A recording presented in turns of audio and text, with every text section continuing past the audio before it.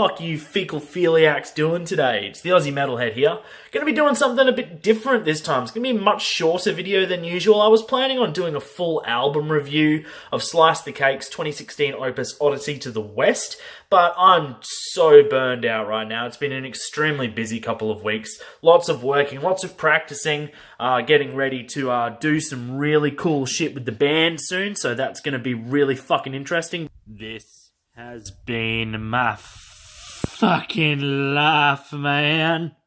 Just feeling really burned out as of today, guys. Feeling like I need to take a little bit of a rest. So as opposed to just giving you guys nothing, I figured I'd do a little bit of an ad-libbed sort of summary of this album, if you will. So let's get into it, shall we? Fucking lighting in here's fucking shit. That's a little bit better, isn't it? Alright guys, so today we're going to talk about Slice the Cake's Odyssey to the West. Now, I mentioned these guys a few weeks ago in my video bands that you should be listening to. Also be expecting another episode of that to be coming out in a couple of weeks. I'm just trying to get some music together to fucking talk about to you guys. But this band is really massive fucking album to listen to. Just putting it straight out there, this is an hour and 17 long album. It's pretty fucking long, man. And instead of picking the entire thing apart, we'd be here all fucking day. And honestly, this is a band that you guys might not even know exists, so why would you care enough to sit there and listen to me yabber on for so long? So instead, I'm just going to try and summarize some of my favorite tracks as to why I think this is an album that you guys should be listening to. So we start off with the track that's currently playing, The Exile Part 1, The Razor's Edge. Now this begins this really ambiguous, really interesting, very emotionally motivated story of a pilgrim who leaves the dust and rubble of a seemingly post-apocalyptic, desolate location, or city or what have you, in search for, if for lack of a better word, maybe God, maybe like an answer to the question is why has so much gone wrong. It's a very emotional fucking album, man. This guy, he's got an incredible vocal range, but we'll fucking get to that in a minute. So what's interesting was that these guys, they weren't necessarily a real touring band or a live band or anything. For the entirety of their career, they were an internationally based progressive deathcore band, essentially, with vocalists from an Australian vocalist, Gareth Mason, instrumentalist Jonas Johannesson, I really hope I'm pronouncing his fucking name correctly, and composer Jack Richardson. This was the last album that they released. Since then they broke up due to some kind of copyright legal issues between the instrumentalist and vocalist and their composer. Very massive grey areas as to what exactly went down, because this wasn't exactly a mainstream success. This wasn't something that topped any charts or got a whole lot of recognition. This is really sort of a cult following. I was introduced this by a friend of mine, and I'm really floored by this fucking album, guys. It's really impressive. So the album starts off with a sort of spoken word medley with just some really nice, clean chords being played in the background. It's really pleasant. Sonically, it's a very pleasant intro. Lyrically, it's very dark right off the bat. It's very clear to see that this is a story of someone who is very torn, who has seen the dichotomy of human existence going through so many changes and all this seemingly irreparable damage that is happening around him, leading to bring himself to this question: why am I here? What's the point of all this? Is there something better? And I think that these are a lot of common elements that go throughout the entire album. It can be very ambiguous at times. It can be quite difficult to really understand what he's doing, because he's attacking this from a very poetic sort of mindset. And from the first track, the Razor's Edge, it's very apparent that this guy is very learned when it comes to his vocabulary skills, because his lyrics are absolutely fantastic. He's a fantastic lyricist, and he backs that up by also being an extremely competent vocalist. I mean, fucking hell, this guy has got a really impressive range. There are cleans here. If that's an issue for you, then it probably will be an issue for you throughout, but he has so much range. He goes from these very sort of standard low guttural deathcore bellows to more high register shriek, some clean vocals mixed in, and then even some sort of like Desfire or well, really, this is the best example, will probably be, yeah, like a Des Fire, Devil Driver, sort of mid-range guttural attack. There's a lot of variety vocally, even throughout just a singular song. So even though there are definitely moments where his vocals were not specifically my thing, not particularly my thing, there are enough changes going on in the mix that you don't really notice that as much, because you can go through a bridge where I'm not too big on that, and then it'll move into something completely phenomenal. The instrumentation on this entire album is absolutely, it's fucking impeccable, man. To think that most of this came from just these three guys who are corresponding across the fucking planet, putting this thing together, it's really, really impressive. Going into track 2, this album is very chapter-based. You've got large groups of songs that are sort of a part 1 through part X. A lot of time signatures, riffs and scales that are being sort of reused throughout these parts to bring this sense of cohesion together, which I think is really interesting. And it's also how I'm going to be trying to talk about this more, is trying to summarize the pieces of this album rather than picking each of them apart, because we'll just be here all fucking day. I really like these first 2 tracks, especially the part 2, The City of Destruction, because it is just such a fucking banger, and with all of the melodicism and all of the poeticism that's being built up in the track 1, you can feel like there's something coming, and this is a song where you really get fucking hit. The song opens up with a fantastic tremolo-picked acoustic lick. The acoustic elements remain throughout most of this album, and it's one of my favourite parts about the album, because they're just so random, they're so fucking catchy, they really stick in your fucking head. There's a few little licks through this album that are really difficult to get out of your fucking head, I'll tell you that much. Moving on to what's perhaps my second favourite track on the album is Stone and Silver Part 1, The Mountain of Man. I love the clean intro, and I also love that this is a great song to show you exactly how much breadth these guys have, just how many dynamics they're playing into at once on this album, because there are jazz elements going on here. There's some jazz elements. There's a lot of different regions of metal being pulled from. I know these guys, technically they're labeled as progressive deathcore. And yes, they've got breakdowns, they've got chugs, they've got your classic dun dun dun dun dun dun dun dun sort of riffs. Some of this can be pretty stock standard deathcore stuff, but it's what they do in between these moments, because it's never really a full deathcore affair. Their first album, The Man Without a Face, is probably more in the region of a standard deathcore album, but this album is something else entirely.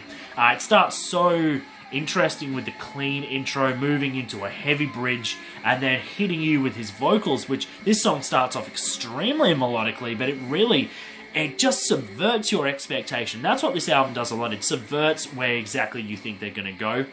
They can move from a brutal fucking down-tempo breakdown into these crazy bass-tapping jazz elements, or light funk elements as well, but it's never that tangible in the mix.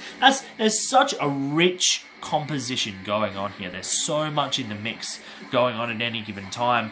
The changes are so frequent, and yet it all feels so natural. This album is a massive trip, man. It's a massive trip to listen to. If you're into psychedelics or anything like that, then seriously, you should just fucking take something, man. Sit down and listen to this thing from beginning to end, because it's a whole package experience, which is, I guess I might be cheapening the album by just sort of glossing over some of the finer little subtextures going on here. But I feel like this is so much stuff that as a listener, you just need to experience for yourself. But the Stone and Silver Part 1, The Mountains of Man, absolutely fantastic fucking track. I love this song because it's one of the slower tempo tracks on the album, and it's quite consistently slow. Even though there's a lot of variation going on, there's a lot of changes, this is one of the few songs where it just sort of feels like you're riding a groove pretty much the entire time. Here we are, guys. This is my favourite track on the album by far. This is the start of the westward bound chapters of this album. There are a series of pieces, same with the Stone and Silver and the City of Destruction parts. This This is probably the strongest portion of the album, in my opinion, particularly for Westward Bound Part 1, The Lantern. I fucking love this track, because I feel like, more than anything else, this really shows off just how much raw talent Gareth Mason, the vocalist, has, as this, again, starts off with spoken word, and builds as the drums and the bass start to fill in the blanks more. There's a lot of really fantastic virtuosity going on with the linking the clean and distorted guitars together. It all blends really, really nicely. And it really sets a real sense of tension as Gareth begins to exert more and more emotion into his words. And he will go from a soft-spoken whisper into his voice beginning to break as the emotion takes over, before finally unleashing an assault as the blasting double bass comes in, tremolo picked glory, and his vocals come in with a sort of multi-layered scream / clean. It's really effective, it's really powerful, and it's probably my favourite lyrics on the entire album, second only to maybe perhaps the last song on the album, which again is just an emotional roller coaster in of its own. But I really enjoy how this band just builds their songs. They do it so fucking well. This is a fantastic example. The grooves going on in the background, the bass fills throughout this entire album are just impeccable. I really love to see if these guys have done any more projects outside of Slice the Cake, because for a final album to end their career of sorts on, what a high note to hit, because just for Westward Bound alone, I would recommend this album based on these songs alone. The vocals are just something that I haven't heard in a really long time. Is genuine throat-shredding pain and genuine fucking ire in someone's voice. It's really will take you aback how subtly, but again, how powerfully these songs build. So I'm only going to talk about 2 more tracks here. The next one I want to talk about is Unending Waltz. It's one of the few tracks on this album that doesn't actually pertain to a set number of chapters. This isn't a part 1 or anything like that. It is a standalone track, and I feel like it's one of the more emotionally vulnerable tracks on the album, if that's sort of the right way of framing this. I think that it's really, really heartfelt, this track. I mean, again, his vocals, his lyrics, I don't really want to spend too much time trying to break this down, because like I said, this is the sort of album where you try to dissect it too much and you sort of ruin it for yourself. This is one of those albums that I was just willing to put my fucking inner critic away, shut the fuck up, and just listen and enjoy for what it was, because there are definitely comparisons that can be made here. They definitely have borrowed influences, but I think that this album as a whole sets such a unique standard for what I think that deathcore can be, because sure, there are breakdowns, but for every breakdown they have a solo.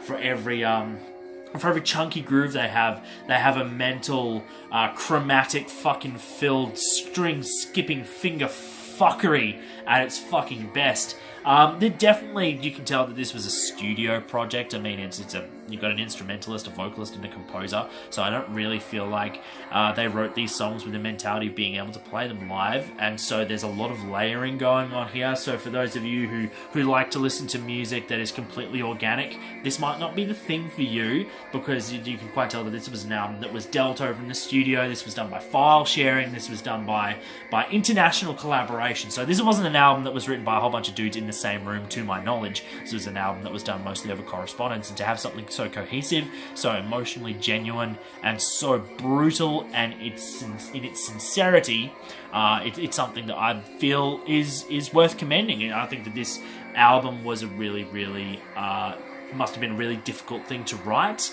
considering the time gaps, the distance, all of that sort of stuff, all those variables, and I think that they managed to make it work really fucking well, particularly in this track, Unending Waltz.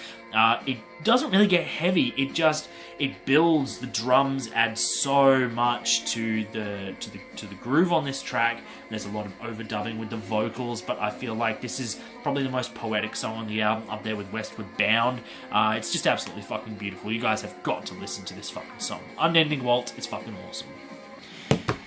Alright, we're going to conclude the review here with the final track, The Holy Mountain. This song opens with a gargantuan sounding fucking attack with these great Gojira-esque pitch harmonics and guitar scrapes that just get you right in the fucking headbanging zone. I know I left out so much on this album. There was so much more that I wanted to talk about, but I don't want this to be so long-winded that nobody wants to fucking watch it. I hope that based on everything that I've said that it will make you guys want to check out this band, because having listened to all of their albums now, I can easily say that this is my favourite. I think it's their best work.